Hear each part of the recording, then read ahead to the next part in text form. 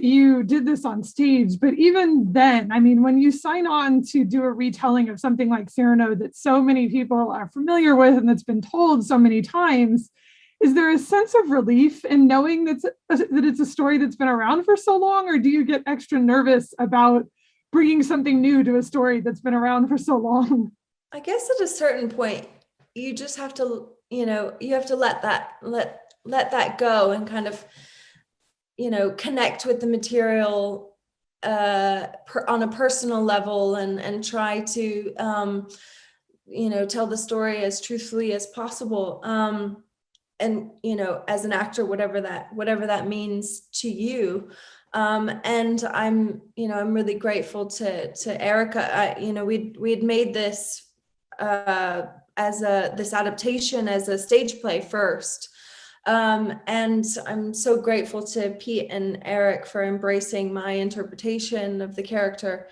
But of course, there definitely is. There's definitely pressure, but with the film, Joe had such a specific vision for the piece, and it's a film that's set in a fantasy world of a period, rather than it's not so glued to the original story, which is set in France, obviously, which it is a French story. But the characters exist in an alluring dream world of a reality, and it's a drama, but we also sing in the film. So there's a lot of elements that are completely new.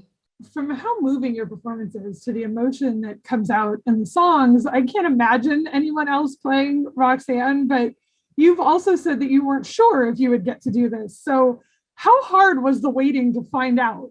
Well, I was 8 months pregnant when we finished the stage production at the Goodspeed Theater, which was a 70 person theater.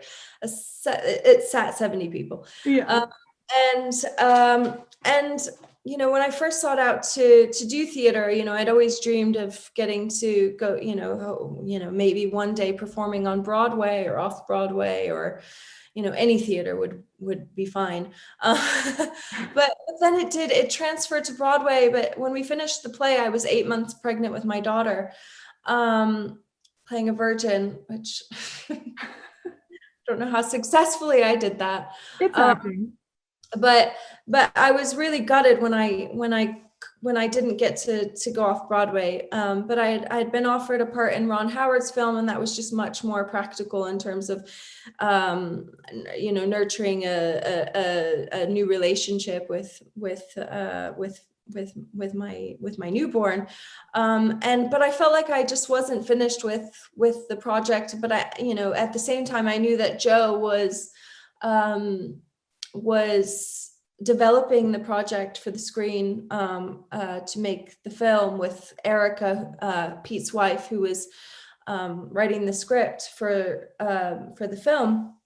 But that's a really long and drawn out process, and you never know if films are going to get made or if they're not. And I knew that the casting of Pete would be set in stone, but I didn't know that for sure the studio would approve my casting. What was it like to have the familiarity of collaborating with Peter Dinklage, but the discovery of collaborating with Kelvin Harrison?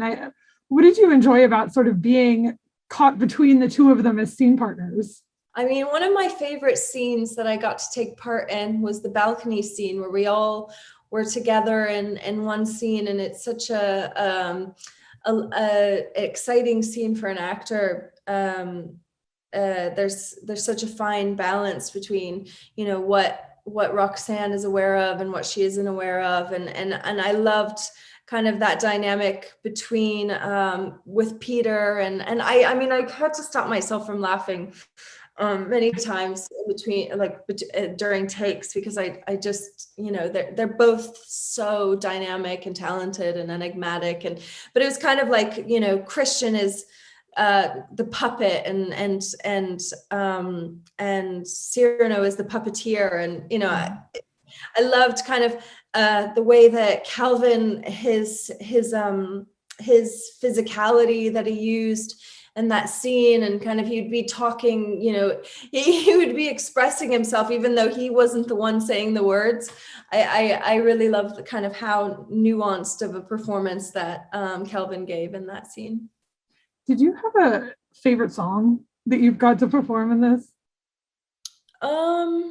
Yeah, definitely. I think it's I Need More, because it's just it felt like a real power ballad. It's also the song that I was most afraid of, because I had to reach such great heights with the notes, and being that we had to sing it live. But also I think it was one of the most liberating songs to perform, because I set out an intention to not try to sound good. Like, I was like, okay, if I sound ugly, if I sound hideous, if I don't hit a note, that's okay. I wanted to free myself from those expectations, and I felt like maybe that would make for a more interesting performance of, like, rather, and I loved it too, because I had all of this space to inhabit, and to, like, all of this space to take up, and I was like, I really enjoyed and relished in taking up that much space, and it's not something I feel like as an actor I've had the chance to do, and I absolutely loved it.